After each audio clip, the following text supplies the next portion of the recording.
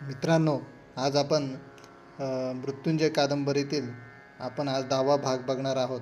पण या अगोदरच्या भागामध्ये आपण कर्णाने आपलं बालपण जे चंपानगरीत घातलं, तर चंपानगरीतून त्याचं हस्तिनापुरात येणं आणि हस्तिनापुरात येऊन त्यांनी कशी युद्ध कला शिकली आणि त्याचे गुरु कोण होते, त्याला पुढील कुठल्या कुठल्या गोष्टीला अडचण आली, अर्जुन कसा होता, युधिष्ठिर कसा होता, दुर्योधनाकडे तो कसा वळला, ह्या सगळ्या बाबींचा आपण आतापर्यंत आपण ह्या कादंबरीमध्ये बघितलं आहे. तर आपण पुढे ह्या कादंबरीला सुरुवात करूया. आता अश्वत्थामावरच्या प्रेमाचं गाडं स्नेहात रूपांतर झालं होतं. सगळ्या हस्तिनापुरात तो एकटाच आता माझा जिव्हाळाचा मित्र झाला होता. एकदा तो आणि मी गंगेच्या काठी बोलत बसलो होतो. सहज बोलता बोलता तो म्हणाला, कर्णा, तू मला आवडतोस याचं कारण केवळ तुझा स्वभाव हेच नाही, तर तुझं हे सुंदर शरीरही त्याला कारण आहे. इतका सुंदर दिसतो की काय मी.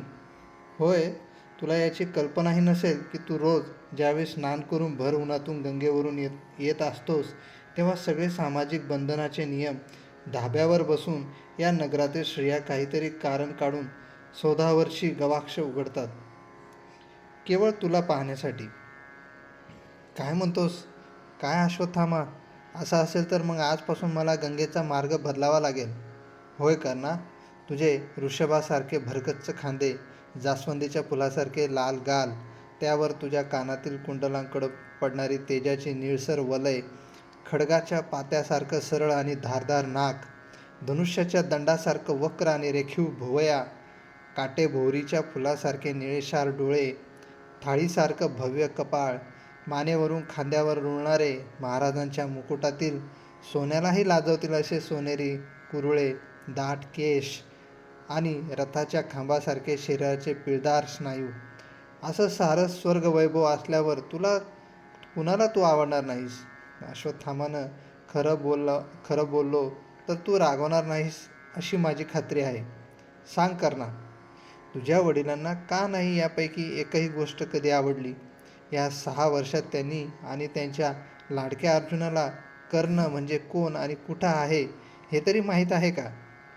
खरं आहे कर्ण, पण तू एकटाच असा नाहीस. शस्त्रविद्या शिकण्याच्या निमित्तानं निषाद पर्वतावरून शेकडो योजनं तुडवीत आलेल्या निषादराज हिरण्यधनुच्या पुत्राचं एकलव्याचंही हेच दुःख आहे. तुला तुझं मन मोकळं करायला निदान इथं तरी मी आहे, पण त्याला एकलव्याला काय वाटत असेल माझ्या बाबांच्या विषयी कल्पनाही करवत नाही. बाबा असे का वागले ते मी कसं सांगू? सगळ्याच पुत्रांना आपल्या पित्यांची अंतरंग ओळखता येत नाहीच वसू. त्यांचं उत्तर सहज सत्य होतं आणि म्हणून ते मला अतिशय आवडलं. मला तरी अधिरथ बाबांच्या मनात काय काय कल्पना आहेत हे कधीच सांगता आलं असतं काय? अश्वत्थाम्याने करून दिलेल्या एकलव्याच्या आठवणीमुळं एक समदुःखी म्हणून कधीही न पाहिलेल्या एकलव्याबद्दल मला नकळत एक प्रकारचा अननुभूत आदर वाटू लागला. एकदा मी आणि अश्वत्थामा खडगाच्या आखाड्याजवळ उभे होतो. त्या आखाड्याभोवती पहारेसारख्या सगळ्यात भक्कम कुंपणं होती. त्या कुंपणातील एक सगळीचं टोक वाकून कुणीतरी जमिनीला टेकविलं होतं. ते तसंच होतं. मी एकच सळी त्या कुंपणातून बाहेर पडल्यामुळं विद्रूप दिसे. ती सरळ करावी म्हणून मी तिला हात लावला, तेव्हा चटकन अश्वत्थामा म्हणाला, नको कर्णा, सगळ्यांनी तिच्यावर प्रयोग केले आहेत. एके दिवशी रागाच्या भरात भीमानं ती वाकविली आहे. दुसऱ्या कोणालाही ती सरळ करता आली नाही. तोच कधीतरी ती सरळ करील. असं? मग मी करू काय ती सरळ? मी त्याच्या डोळ्यात पाहत विचारलं. नाही जमायचं तुला ते. असं? मी पायातली पादत्राणं बंद काढून बाजूला ठेवली, उत्तरीय कमरेला गुंडाळलं आणि त्याला म्हणालो, ही सळी डाव्या हातानं पुन्हा होती तशी सरळ करून त्या कुंपणात बसवतो का नाही बघ. मी त्या सळीजवळ गेलो. एकदा आकाशात पाहिलं. गुरुदेव तळपळत होते. डाव्या हातात सगळी शक्ती एकवटली. डोळे मिटून ताकदीने मी सळी डाव्या हाताने झटक्यात वर ओढली. पहिल्या झटक्यात ती कमरेइतकी वर आली. तिचं वर आलेलं टोक खांद्यावर घेऊन डाव्या हाताच्या पंजानं हळूहळू ते होतं तसं कुंपणाच्या मंडलात मी पुन्हा बसविलं. अश्वत्थामा गप्पच बसला. माझ्या पाठीवर थाप मारण्यासाठी त्यानं आपला हात पाठीवर टेकविला, पण लागलीच त्यानं तो वरच्यावर उचलला. काय रे अश्वत्थामा? मी त्याला आश्चर्यानं विचारलं. अरे, तुझ्या रंगाचा तुझ्या अंगाचा अग्नीसारखा चटका बसतोय. भेदरट नजरेने माझ्याकडं पाहत त्यानं उत्तर दिलं. त्यानं कधीतरी भीमानं ती सरळ केलेली सळी पाहिली असावी. तो रोज एक सळी वाकडी करून जात होता. मी रोज रात्री त्यानं वाकडी केलेली सळी डाव्या हातानं सरळ करीत होतो. हे छुपं सत्र चांगलंच 1 मास चाललं. प्रत्येक वर्षाच्या शेवटी युद्धशाळेत एक मोठा यज्ञ होत असे. त्या यज्ञासाठी एक विचित्र प्रथा गुरु द्रोणांनी घालून दिली होती. युद्धशाळेतल्या प्रत्येक शिष्याला बळी देण्यासाठी एक एक जिवंत प्राणी अरण्यातून पकडून आणून अर्पण करावा लागे. कुणीतरी त्यांना या प्रथेबद्दल विचारलं होतं. त्याला उत्तर देताना ते म्हणाले, त्यामुळं विद्यार्थी स्वावलंबी आणि धैर्यशील होतो. एका वर्षीच्या यज्ञाच्या वेळी एक अविस्मरणीय गोष्ट घडली. आम्ही सर्वजण राजनगरातून जिवंत प्राणी आणण्यासाठी म्हणून अरण्याकडे निघालो. अरण्य लागताच सगळेजण दाही दिशांना पांगलो. मी पूर्वेकडची बाजू धरली. चालत असताना मला वाटलं, यापूर्वी आपण हरिण, सांबर, रानवराह असे प्राणी अर्पण केले आहेत. यावर्षी आपण यापेक्षा बलवान प्राणी अर्पण करायला पाहिजे. यापेक्षा बलिष्ठ प्राणी कोणता? हत्ती? छे, लाकडं फोडणारा अवजड नि बेंगरूळ प्राणी तो. अश्व? छे छे, अश्वाला पकडता येईल, पण त्यासाठी 2-4 दिवस तरी लागतील. तोपर्यंत यज्ञ होऊनही जाईल. मग कोणता प्राणी? चितळ, लांडगा, तरस? छे, सगळ्यात सामर्थ्यवान प्राणी कोणता? वाघ. बस, यावर्षी आपण वाघच अर्पण करायचा. त्यासाठी घोर अरण्यात जावं लागणार. काही हरकत नाही, जायचंच. मी सीमा सोडतानाच निश्चय केला. झपाझप पावलं उचली, डोळे चारीकडे गरगर फिरवीत चाललो. दिवसभर घनदाट अरण्यात भटकलो आणि प्राणी भेटले, पण वाघ दिसलाच नाही. दिवसभर भटकल्यामुळं तहान मात्र भरपूर लागली होती. संध्याकाळ होत आली होती. पाखरं घरट्याकडे परतत होती. तोंडावरचा घाम पुशीत बहुधा नदीच्या काठी आलो. तिथं उभा राहून मी सूर्यदेवांना वंदन केलं आणि मनोमन म्हणालो, आज तुमच्या शिष्याचा निर्धार वाया जाणार. एक काळ्या दगडावर बसून ओंजळीत पाणी घेतलं. ते तोंडाला लावणार इतक्यात एक प्रचंड धूळ पाठीमागून माझ्या अंगावर आदळलं. तोल जाऊन मी समोरच्या बहुदेच्या पाण्यात पडलो. माझ्याबरोबरच ते धूळही पाण्यात कोसळलं. बहुदेचं पाणी गढूळ झालं. मी त्या धुडाकडं पाहिलं आणि बघितलं, काळे पांढरे चित्तर असे ठिपके असलेला तो एक चित्त्या वाघ होता. पाणी पिण्यासाठी तो संध्याकाळ साधून पाणवठ्यावर आला होता. भोपळ्यासारखं त्याचं तोंड गोल गरगरीत होतं. डोळे गुंजेसारखे लाल होते. माझे डोळे आनंदानं चमकू लागले. मी पाण्यात आहे, माझी वस्त्रं भिजली आहेत, या कशाचंच मला भान राहिलं नाही. त्यानं उगारलेला पंजा तसाच वरच्यावर हातात धरला आणि त्याला फराफरा उडीत सरळ पाण्याबाहेर आणलं. पण पाण्याबाहेर येताच त्याला जास्तच चेव चढला. माझ्या हातातला पंजा त्यानं झिडकारून काढून घेतला. पाण्याचा स्पर्श आणि माझा विरोध यांनी तो पिसाळून गेला होता. त्याचे डोळे अग्नीचा क्रोधपूर्ण वर्षाव करू लागले. जोरजोरात डरकाळ्या मारून तो पुन्हा पुन्हा माझ्या अंगावर एकापेक्षा एक भयानक आघात चढवू लागला. मध्ये तो 5-6 उंच हात उंच उमाळी मारी. त्याची लाल भडक जीभ माझं रक्त पिण्यासाठी एकसारखी वळवळू लागली. जबडा वासून तो माझ्या अंगावर येऊ लागला. मी त्याचे आघात थोपवू लागलो. अर्धा घटका मी आपलं रक्षण करण्यासाठी धडपडत होतो, पण तो मला आवरत नव्हता. मी माझ्या अंगाकडं पाहिलं. त्या क्रूर रानश्वापदानं 100-200 आघात चढवूनसुद्धा त्या तीक्ष्ण दाताचं आणि नखाचं एक टोकसुद्धा माझ्या शरीरात घुसलं नव्हतं. माझं कातडं अभेद्य आहे. हा एकच काय, पण असले 10 वाघ मला झोपेतसुद्धा खाऊ शकणार नाहीत. एक विजेची लहर माझ्या स्वर्गातून कशी सरकन चमकून गेली. क्षणात माझं शरीर रथाच्या तापलेल्या धाबेसारखं रसरशीत झालं. सर्वांगावरचं कातडं अभेद्य आहे या नुसत्या जाणीवेचंच शरीर अंगासारखं फुलून निघालं. एकाएकी मी त्या प्राण्याच्या खाडकन थोबाडात मारली. कळवळत तो दूर गेला. आता मी त्याच्यावर एकापेक्षा एक भयानक आघात चढविले. वळलेल्या मुठीचे भक्कम प्रहार त्याच्या पाठीवर, पोटावर, मानेवर, जिथं जागा मिळेल तिथे मारू लागलो.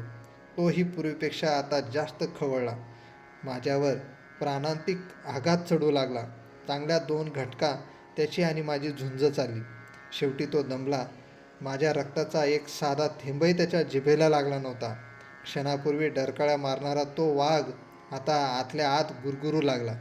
त्यानं आपली शेपटी भयामुळं पायात ओढली. मी त्याच्या छातीवर बसलो. आजूबाजूच्या 15-20 हात जागेतील गवत पार उद्ध्वस्त झालं होतं. शेजारच्या झुडपातून काटदरीची एक वेल माझ्या पायाजवळ आली होती. एका हातानं मी ती ओढून घेतली. एक दमदार झटका मारताच ती 10-20 हात लांब चिवट वेल मुळासकट उपसून हातात आली. त्या वेलीनं त्या चित्त्याचे 2 पाय मी एका ठिकाणी करकचून आवळून बांधले. एक हाडामासांची काळी पांढरी भारमय मुळीच तयार झाली. अंधार पडला. ते प्रचंड धूळ खांद्यावर घेऊन मी चंद्रकोरीच्या धुसर प्रकाशात नगराकडे वळलो. नगरात आलो त्यावेळी मध्यारात्र झाली होती. थंडगार वारा अंगाला झोंबत होता. माझं उत्तरीय बहुदेच्या पाण्यातच मागं विसरून राहिलं होतं. अंगावरच्या भिजलेल्या अधर्याला धुळीचा लेप बसला होता. सगळं नगर गाढ निद्राधीन झालं होतं. वाघाच्या गुरगुरण्याचा ढगासारखा आवाज तेवढाच येत होता. मी युद्धशाळेत आलो. बाकीच्या सगळ्या शिष्यांनी वणवण भटकून आणलेले प्राणी एका लाकडी खुराड्यात कोंडले होते. त्यात मी ते माझ्या मानेला मिशांच्या केसांनी सारख्या गुदगुल्या करणारं खांद्यावरचं धूळ फेकून दिलं. खुराड्यातील सगळ्या प्राण्यांनी भीतीनं केकाटायला सुरुवात केली. मी गडबडीत आमच्या दालनात आलो आणि वस्त्र बदलून झोपी गेलो. सकाळी यज्ञाच्या विधीला सुरुवात झाली. शेवटी वेदीवर बळी देण्याचा विधी आला. बळी आणण्यासाठी सगळे खुराड्याकडे धावले. त्यातला एक शिष्य आत जाऊन घाबरून तसाच परत यज्ञकुंडाजवळ आला. त्यानं गुरुद्रोणांना सांगितलं, कुणीतरी बळी देण्यासाठी वाघ आणला आहे गुरुदेव. वाघ? चल बघू. आश्चर्यानं त्यांनी पांढऱ्या भुवया उडविल्या. गुरुद्रोणांबरोबर आम्ही सर्वजण खुराड्याजवळ गेलो. तो वाघ बघताच माझी अपेक्षा होती की गुरुदेव विचारणा करून माझी पाठ थोपटतील. पण कपाळावर आठ्याचं जाळं फेकीत ते म्हणाले, हा वाघ कशाला आणला? अरे, यज्ञ हा शांतीसाठी करायचा असतो. यज्ञात वाघ बळी देणं निषिद्ध मानलं गेलंय. सोडून द्या त्या व्याघ्राला. पण त्याला सोडवण्यासाठी कुणीच पुढं जाईना. शेवटी एकटा भीम पुढं आला. त्यांनी मी बांधलेल्या त्या वेली सोडल्या. झालेल्या सर्व प्रकाराचा अतिशय भ्यालेला तो वाघ जीवाच्या आकांतानं खुराड्याच्या कुंपणावरून कितीतरी उंच उडी मारून क्षणार्धात कुठच्या कुठं पसार झाला. मला अपेक्षाभंगाचा दुःख तर झालंच, पण खरं तर मला गुरुद्रोणाच्या त्या पांचट तत्त्वज्ञानाची चीड आली. यज्ञात क्रूर आणि हिंस्र पशु का बळी द्यायचे नाहीत? निरपराधी बोकडापेक्षा वास्तविक वाघासारखेच पशु बळी द्यायला पाहिजेत. बरेच दिवस झाले होते. हस्तिनापुरात आल्यापासून केवळ एकदाच मी चंपानगरीला जाऊन आलो होतो. तेही गुरुद्रोणांनी आपल्या शिष्यांची परीक्षा घेतली होती. त्यावेळी त्यानंतर 5 वर्ष उलटली होती. मनात असूनसुद्धा एकदाही मला या 5 वर्षात चंपानगरीला जाता आलं नव्हतं.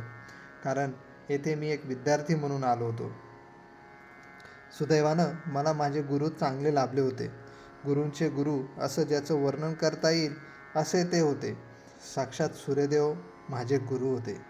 हस्तिनापुरातल्या आखाड्यातील दगडी चौथऱ्यावर उभा राहून मनाच्या निर्धारानं मी त्याचं शिष्यत्व पत्करलं होतं.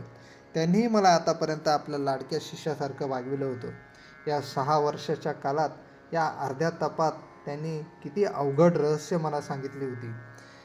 त्यांची सांगण्याची भाषा कशी होती हे मला सांगता येणार नाही, पण त्यांनी जे जे मला सांगितलं होतं ते मला चटकन पटलं होतं. काय शिकवलं नव्हतं त्यांनी मला? बाणाच्या अवघड फेकी, दोद्वांचे अवघड हात, घोडा, हत्ती, उंट यांच्या नाठाळ सवयींना ताळ्यावर आणण्याचा कला, सगळं त्यांनी माझ्या कानात सांगितलं होतं. गुपचूप, मूकपणं. रोज सकाळी आपल्या कोवळ्या किरणांनी असंख्य कळ्यांच्या मिटलेल्या पापण्या उघडताना ते मला सांगत, कर्णा, तूही असंच झालं पाहिजेस. आपल्या जवळच सर्वस्व मुक्त हस्तानं भेटेल त्याला देऊन तू तुझ्या सानिध्यातील सगळ्यांचं जीवन उजळलं पाहिजेस. किती श्रेष्ठ होता तो माझा गुरु. जगातल्या कोणत्या गुरूनं आपल्या शिष्याला इतक्या लहान सहान गोष्टीतून एवढी उदात्त शिकवण कशी दिली आहे?